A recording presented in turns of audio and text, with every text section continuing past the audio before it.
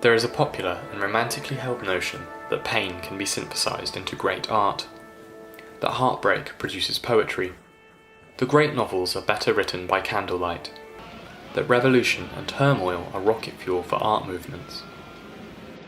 I'm not sure about all that. In fact, I'm fairly certain that central heating, a room of one's own, and a bucket of money are pretty conducive for art production. But if one were to make an argument that troubled times are kindling for the fires of creative achievement, one should start with the Czech New Wave.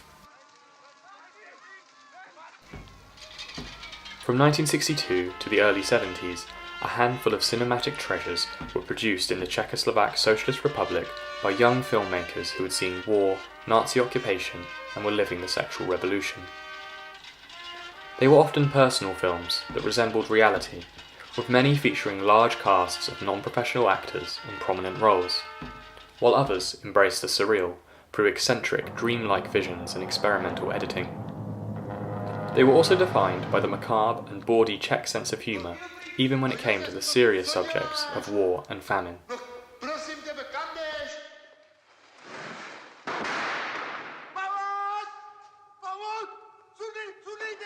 Unlike New Wave movements in Western Europe, these films had access to relatively large budgets, as they were all funded by the Czech central authorities.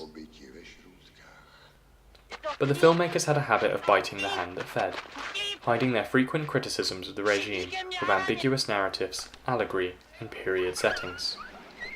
Some films were banned, but if they found success at foreign film festivals, bans tended to be lifted. The movement largely marched in step with the growing liberalisation across the country. In the lead-up to the Prague Spring of 1968, there was a greater tolerance for these dissident filmmakers. So the films became bolder, more obvious critiques of the communist government. But when the Prague Spring was crushed by Soviet forces and their tanks pounced on Prague, the censors too returned with their claws out, ready to cut films and mark directors for life. This would be the death knell for the movement as a whole. But the brief interregnum through the middle of the 60s was a boon for the filmmakers who were poised to take advantage of it. There is an inescapable charm to the Czech New Wave's radicalism. They broke new ground and had fun doing it. They are films that turn to wink at you just before driving off the cliff.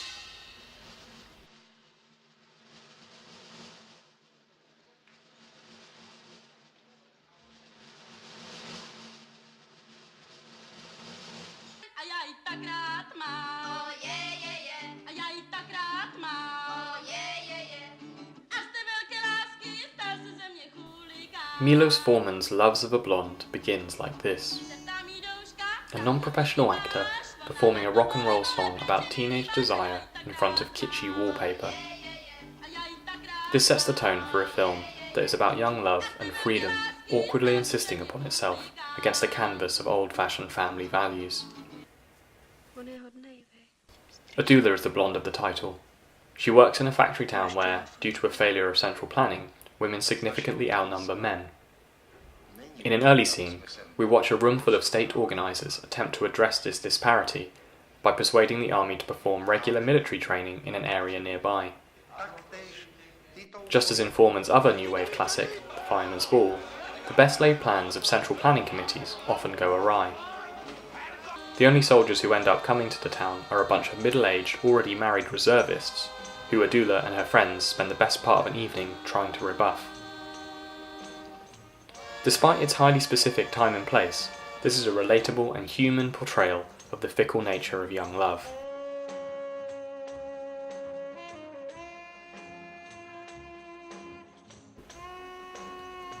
Adula eventually finds herself in bed with a young big city pianist and invites herself to Prague to visit him a week after their one night together.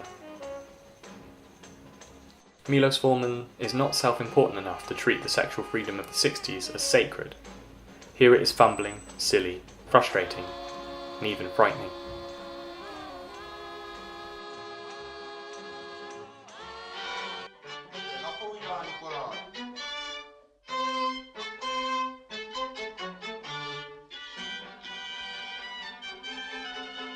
Less well known now, but well regarded at the time, was Ivan Passer's Intimate Lighting, which makes a perfect double feature when paired with Loves of a Blonde.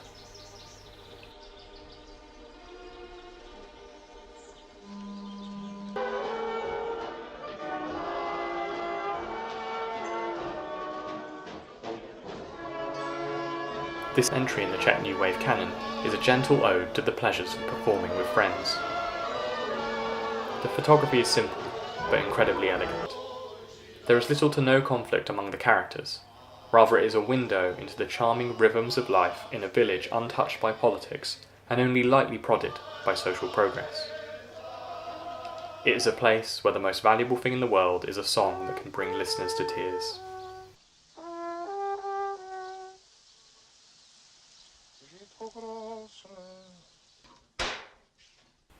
Beyond sharing the year of release, lovers of a blonde and intimate lighting also share an interest in cramped domestic living and the love of music. When you watch the films of the Czech New Wave, it's easy to hear them in conversation with one another. And this is no coincidence. Milos Forman and Ivan Paso were frequent collaborators and were both graduates of the prestigious Prague film school, FAMU.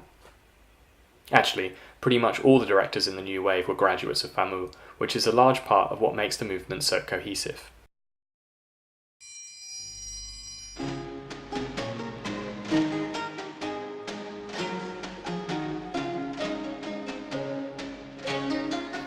Another graduate of the Prague Film School and the Czech New Wave's only female director was Vera Chytilová, whose film Daisies took the Czech New Wave's preoccupation with freedom, tied it to a firework, and set it off in your parents' living room. Daisies is a patchwork collage of female friendship and freedom, a joyous, colourful film that also stars non-professional actors. We watch Marie 1 and Marie 2 as they dance, get drunk, make collages from anything they can, including their own bodies and the film itself, and con free meals from horny old men. Chytilová's freeform editing style is as energetic and unpredictable as her leading ladies. It's a film that still feels radical today, and back then it quickly ran foul of the censors and was banned. What particularly galled them was how the film ends, a 20-minute food fight after the girls stumble upon an unoccupied banquet. This may not seem like a big deal, but the context you need is that it was made when Czechoslovakia was going through a food shortage that many blamed on the government. Daisies is a truly unique work of cinema, and like many of the films from the Czech New Wave, it manages to pack a week's worth of insanity into a lean 70 minutes. The effect of watching Daisies is to be emancipated yourself from the expectations and assumptions of what cinema can be.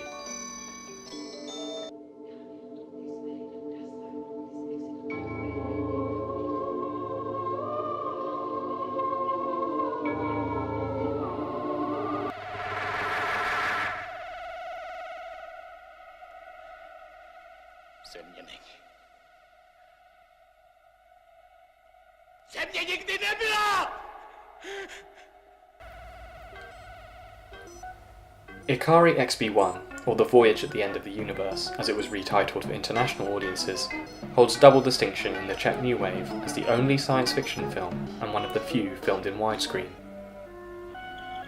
Set entirely on board a spaceship on a journey to discover a new world, this is no space opera. It's less concerned with aliens than it is with the alienation the crew feels from their home planet. What is fascinating for modern viewers is the humans aboard the craft, a mixed socialist society that is smiling but sterile, utopian but unaffected. Baudrillard said that the crisis of an achieved utopia was that it was confronted with the problems of its duration and permanence, and this is the conflict of Ikarie XB-1. Satisfied with utopia, and with civilization at an endpoint of its progression, these colonizers are looking for a new world, an Eden. At the film's midpoint, they find another ship, long derelict from Earth's 20th century. As they investigate the craft, they find corpses dressed in consumerist outfits, and that the ship contains weapons, missiles marked with advertising and brand names, relics of a dead economic system. Watching this long after the end of the Cold War is curious. These communist cosmonauts are walking through the ruins of a world that more closely resembles our own. They are explorers from a real past and its imagined future, sifting through the ruins of our civilization.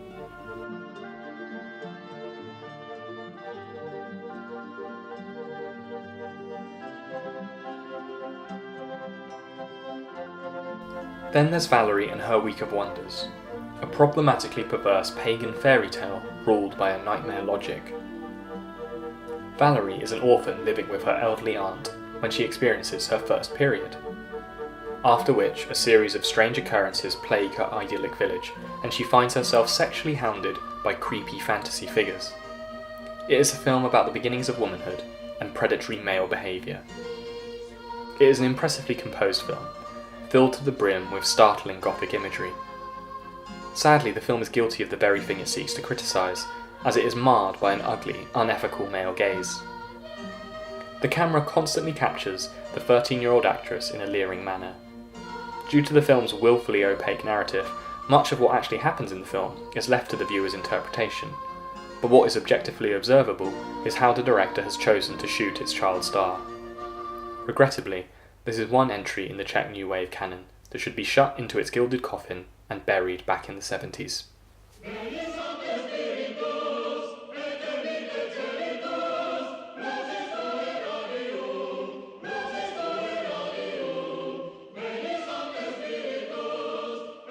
Marketa Lazarová might be the most technically impressive film the Czech New Wave has to offer, but it's also its most challenging.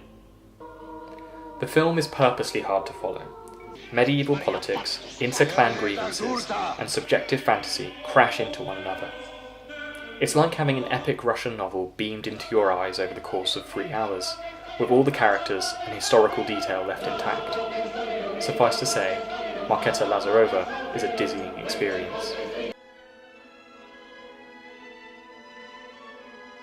František Vasil was one of the few directors in the New Wave who was not a graduate of FAMU. He began his career by making documentaries for the Czech military, who were strangely accommodating to his avant-garde tendencies. Marketa Lazarová has some of the best black and white photography in the history of cinema. Its mastery of deep space and awe-inspiring nature shots are something to behold. Contrasted with the romantic historical epics being produced in America, Marketa Lazarová stands far apart. It also stands out among its peers in the Czech New Wave because of its length, and also for its total lack of levity or political statement. There are no heroes or villains here, no system of ethics. Little distinction is even made between man and the animals he slaughters. It is a stark sermon on man's capacity for cruelty and the indifference of nature.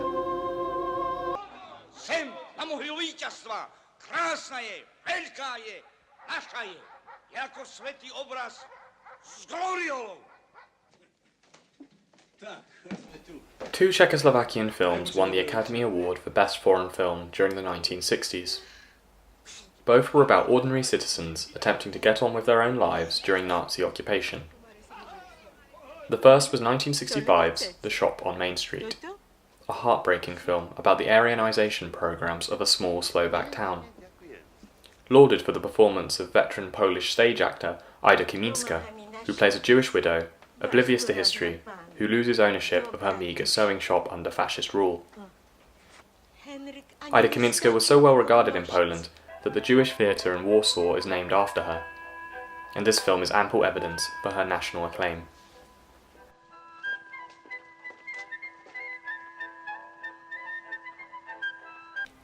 1967's Foreign Film Oscar went to Jiří Menzel's Closely Watched Trains. Milos is a newly instructed station guard in the Nazi-occupied state. He is proud of his job and uniform, and is smitten with a train guard named Masa. Naive about love, he's taken under the wing of the station's train dispatcher, a layabout Lothario and member of the resistance.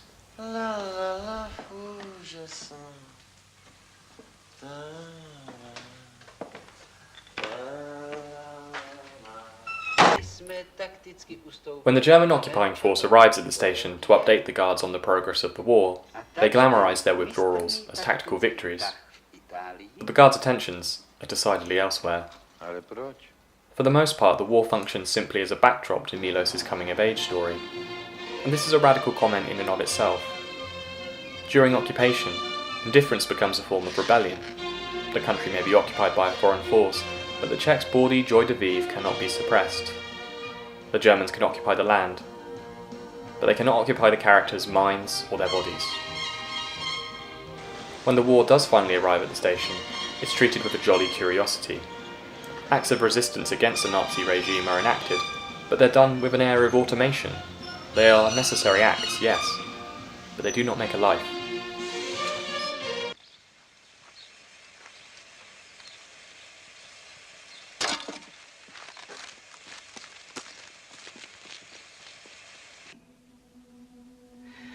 No vidíš, drahá, pořád mluvím o laskavé přírodě, milosrdném osudu, dobrotivém Bohu.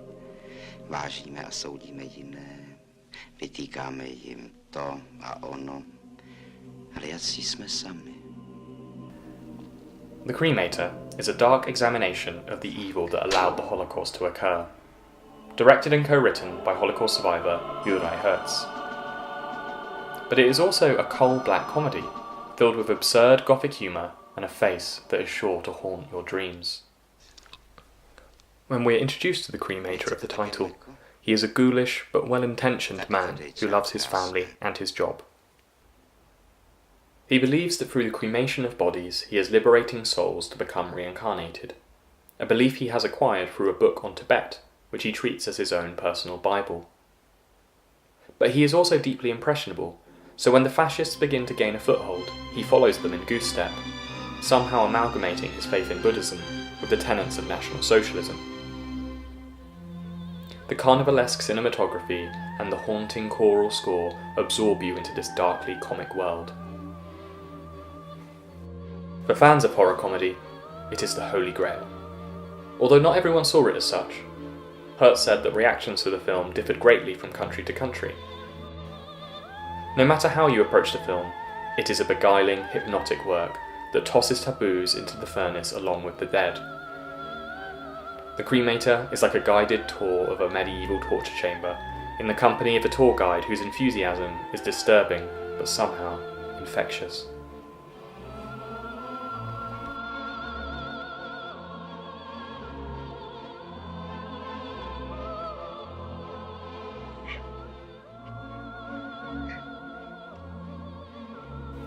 Jan Nemec was an arch-high experimenter of the movement.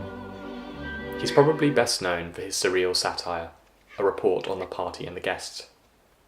A joke so obviously at the expense of the regime that it holds the distinction of being banned forever. But I think his first feature is infinitely more interesting.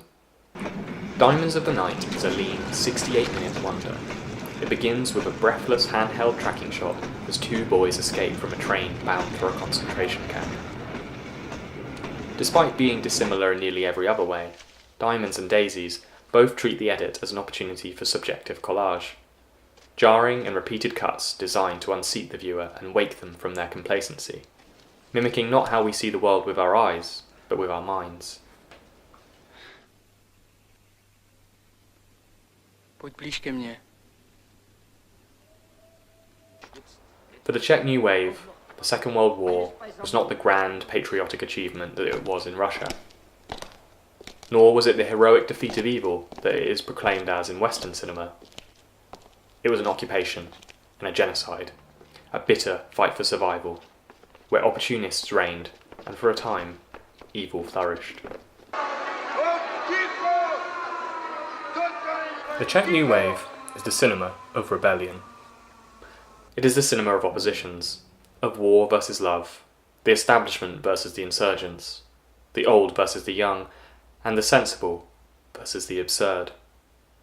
It was as though these filmmakers were aware that they were working with borrowed time, and did all they could to make the most of what they were given. It was a movement that championed an optimistic spirit, that said through daring acts and individual expression, freedom will win out in the end. That liberation is not a sought-after conclusion, but a way of being.